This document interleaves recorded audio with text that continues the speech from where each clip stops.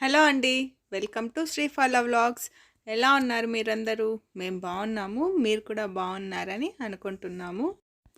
ఇవాళ మేము బియ్యం పిండితో రొట్టె చేశానండి. ఇది కర్ణాటక స్టైల్ రొట్టె.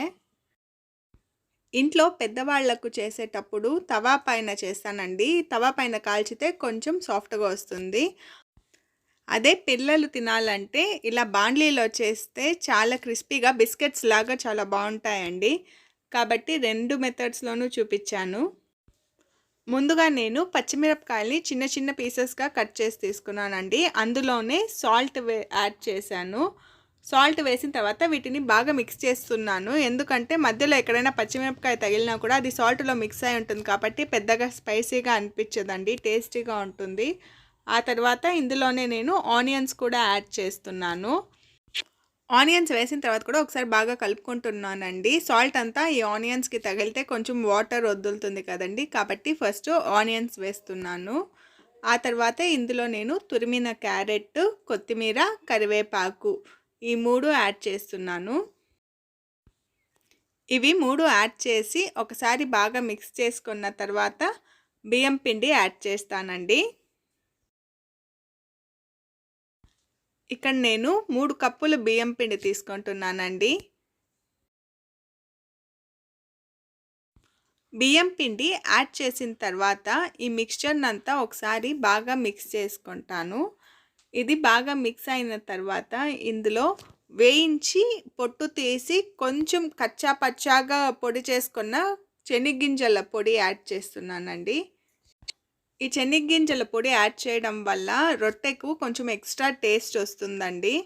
ఆ తర్వాత నేను కొద్దిగా వాటర్ యాడ్ చేసి మిక్స్ చేశాను. కాకపోతే ఇందులో నేను సాల్ట్ యాడ్ చేయడం మర్చిపోయానండి. ఇందాక ఓన్లీ పచ్చిమిరపకాయకు మాత్రమే యాడ్ చేశాను. మళ్ళీ మర్చిపోయాను, పిండికంతా సాల్ట్ యాడ్ చేయలేదు. కాబట్టి ఇక్కడ కొద్దిగా సాల్ట్ యాడ్ చేస్తున్నాను. సాల్ట్ యాడ్ చేసి నార్మల్ వాటర్లోనే కలుపుకుంటున్నానండి. ఇలా పిండిని బాగా సాఫ్ట్గా మిక్స్ చేసుకున్నానండి. మిక్స్ చేసుకున్న తర్వాత ఇంకా తవాని స్టవ్ పైన పెట్టలేదండి. ఇందులో నేను ఫస్ట్ ఆయిల్ అప్లై చేసుకొని దానిపైన కొద్దిగా పిండి తీసుకొని రొట్టెలు ఒత్తుకుంటున్నాను. నేను ఫస్ట్ రొట్టె మాత్రం డైరెక్ట్గా ఇందులోనే చేసేసానండి, తవా పైనే. తవా వేడిగా ఉండదు కాబట్టి. ఆ తర్వాత చేసిన రొట్టెను నార్మల్గా మనకు బజార్లో హోళిగే పేపర్ అని దొరుకుతుంది కదండి, సో ఆ పేపర్ పైన చేసుకొని తవా పైన వేసాను. ఆ పేపర్ని తెలుగులో ఏమంటారో నాకు తెలియదండి. మామూలుగా నేను కర్ణాటక వెళ్ళినప్పుడు ఆ పేపర్ తెచ్చుకున్నానండి. అక్కడైతే హోళిగే పేపర్ అని అడిగితే ఇస్తారు. సో ఆ పేపర్ పైన తట్టుకొని తర్వాత దాన్ని తవా పైన వేశాను. అలా హోళిగే పేపర్ లేకపోయినా కూడా ఆయిల్ కవర్స్ ఉంటాయి కదండి, దానిపైన కూడా చేసుకోవచ్చు.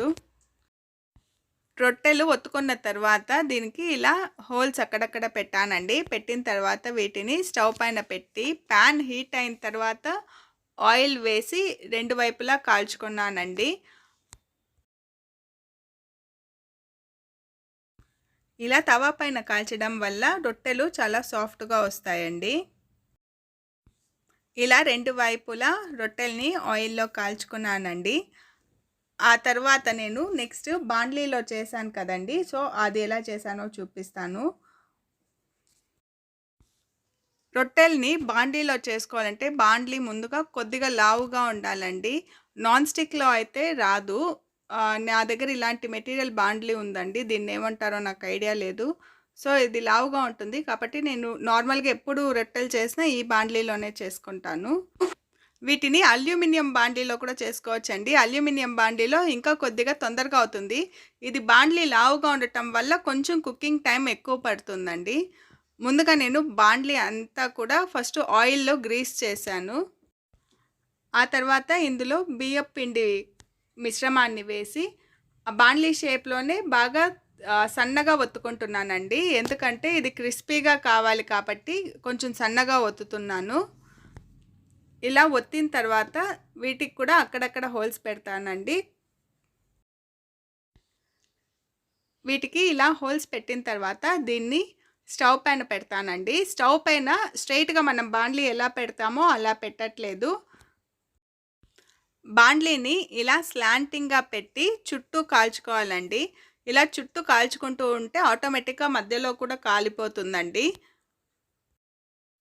ఇలా స్లాంటింగ్గా పెట్టి బాండ్లీని తిప్పుకుంటూ చుట్టూ కాల్చుకోవాలండి. ఇక్కడ చూసారా అండి, సైడ్లో ఆల్రెడీ కాలింది కాబట్టి మళ్ళీ నేను ప్యాన్ని కొంచెం తిప్పి పెట్టాను. ఇలా అన్ని సైడ్స్ కూడా ఈక్వల్గా ఇలా బ్రౌన్ కలర్ వచ్చే వరకు కాల్చుకుంటాను. అలాగే ఈ వీడియో ఎండ్లో ఇషా ఫౌండేషన్ వారిది రుద్రాక్ష దీక్ష రిజిస్ట్రేషన్స్ అయితే ఓపెన్ అయ్యాయండి. రుద్రాక్ష దీక్షకు ఎలా అప్లై చేయాలి అన్నది ఈ వీడియో ఎండ్లోనే పెట్టానండి. ఆ వీడియో కూడా చూడండి. అండ్ దాని లింక్ డిస్క్రిప్షన్లో కూడా ఇస్తాను, ఒకసారి అది చెక్ చేయండి. నేను లాస్ట్ టైం అప్లై చేశానండి రుద్రాక్ష దీక్షకు. ఆ తర్వాత నాకు రుద్రాక్ష కూడా వచ్చింది. అది అన్బాక్సింగ్ వీడియో అయితే పెట్టాను నేను, కానీ అప్లై చేసినప్పుడు నేను వీడియో పెట్టలేదండి. అప్పుడు నాకు యూట్యూబ్ ఛానల్ కూడా లేదు కాబట్టి నేను అప్లై చేసినప్పుడు వీడియో పెట్టలేదు. ఈ ఇయర్ అప్లై చేసి నేను వీడియో అయితే అప్లోడ్ చేశాను. ఇలా అన్ని సైడ్స్ కాల్చుకున్న తర్వాత దీన్ని స్టవ్ ఆఫ్ చేసి అలాగే వదిలేస్తానండి బాండ్లీ కూల్ అయ్యే వరకు. బాండ్లీ కూల్ అయిన తర్వాత రోటి అదే బాండ్లీని వదిలేస్తుందండి, ఈజీగా వచ్చేస్తుంది. సో అది కూల్ అయిన తర్వాత నేను చూపిస్తాను.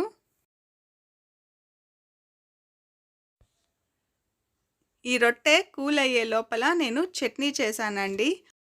పల్లీ టమాటో చట్నీ చేశానండి. ఈ పల్లీ టమాటో చట్నీకి పల్లీ, ఆనియన్, టమాటో, మిరపకాయలు, వెల్లుల్లి ఇవన్నీ వేసి కరివేపాకు కూడా వేసి బాగా ఫ్రై చేశానండి.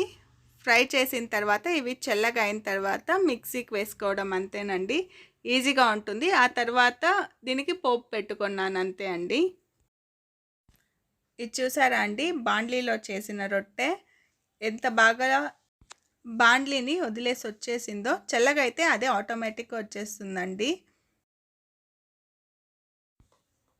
ఈ రొట్టె బిస్కెట్స్ లాగా చాలా క్రిస్పీగా ఉంటుందండి ఇలా బాండ్లీలో చేసింది. పిల్లలు చాలా ఇష్టపడి తింటారు, ఒకసారి ట్రై చేయండి. అలాగే ఎలా వచ్చిందో కమెంట్ సెక్షన్లో కూడా చెప్పండి. నెక్స్ట్ రుద్రాక్ష దీక్షకు ఎలా రిజిస్టర్ చేసుకోవాలో చూద్దామండి. నేను ఈ రుద్రాక్ష దీక్షది లింక్ డిస్క్రిప్షన్లో ఇస్తానండి. అది క్లిక్ చేయగానే మీకు ఇలా ఒక పేజ్ అయితే ఓపెన్ అవుతుందండి. ఇషా ఫౌండేషన్ వాళ్ళది అఫీషియల్ పేజ్. ఇలా పేజ్ ఓపెన్ అయిన తర్వాత కింద ఆరెంజ్ కలర్ బ్లాక్ కనిపిస్తుంది కదండి, సో దాన్ని క్లిక్ చేయాలండి. రిసీవ్ ఫర్ ఫ్రీ అని ఉంది కదండి, అక్కడ క్లిక్ చేసిన తర్వాత మనకు ఇక్కడ మన నేము, ఈమెయిల్ ఐడి, అలాగే మన pin code, state, city, taluk ఇలా అన్ని డీటెయిల్స్ అడుగుతుందండి. Door number, nearby landmark, phone number అన్ని డీటెయిల్స్ అడుగుతుంది. సో ఇక్కడ నేను డీటెయిల్స్ అన్నీ టైప్ చేసి ఫోన్ నెంబర్ అంతా టైప్ చేసిన తర్వాత చూపిస్తానండి. ఇలా ఇక్కడ నేను డీటెయిల్స్ అన్నీ ఎంటర్ చేశాను. ఆ తర్వాత కింద టర్మ్స్ అండ్ కండిషన్స్ ఉంటాయి కదండి, అక్కడ అవన్నీ క్లిక్ చేసిన తర్వాత కన్ఫర్మ్ అండ్ గెట్ ఓటీపీ అని క్లిక్ చేయాలండి. ఆ తర్వాత మనకు ఓటీపీ వస్తుంది. ఓటీపీ టైప్ చేసి అక్కడ కన్ఫర్మ్ ఓటీపీ అని క్లిక్ చేయాలండి. క్లిక్ చేసిన తర్వాత ఒక పేజ్ ఓపెన్ అవుతుంది. ఇక్కడ మన అడ్రస్ అయితే ఉంటుందండి. నేను అందుకే అడ్రస్ చూపించకుండా కింద రిజిస్టర్ అని అయితే వస్తుంది అడ్రస్ కింద. అలాగే అడ్రస్ దగ్గర మనకు ఎడిట్ అనే ఆప్షన్ కూడా వస్తుందండి. ఏదైనా అడ్రస్ మనం చేంజ్ చేయాలంటే చేంజ్ చేసుకోవచ్చు. అదర్వైజ్ రిజిస్టర్ అనేది క్లిక్ చేసిన వెంటనే థ్యాంక్ యూ ఫర్ రిజిస్టరింగ్ అని మనకు మెసేజ్ వస్తుంది. చూసారా, మనం ఇచ్చిన మొబైల్ నెంబర్కి ఆల్రెడీ మెసేజ్ కూడా వచ్చింది, మీరు రుద్రాక్ష దీక్షకు రిజిస్టర్ అయ్యారని. ఇక్కడైతే డొనేషన్ అడుగుతుందండి. ఎవరైనా విల్లింగ్గా ఉంటే డొనేషన్ ఇవ్వడానికి అక్కడ డొనేషన్ ఇవ్వచ్చు.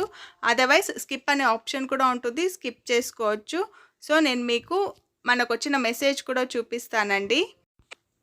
ఇలా మనకు మెసేజ్ అయితే వస్తుందండి.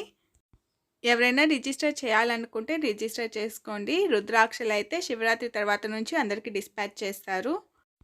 మీకు ఈ వీడియో నచ్చిందని అనుకుంటున్నాను. ఒకవేళ నచ్చినట్లయితే లైక్, షేర్ అండ్ సబ్స్క్రైబ్ చేయడం మాత్రం మర్చిపోకండి. నా నెక్స్ట్ వీడియోలో మళ్ళీ కలుద్దాం. బాయ్.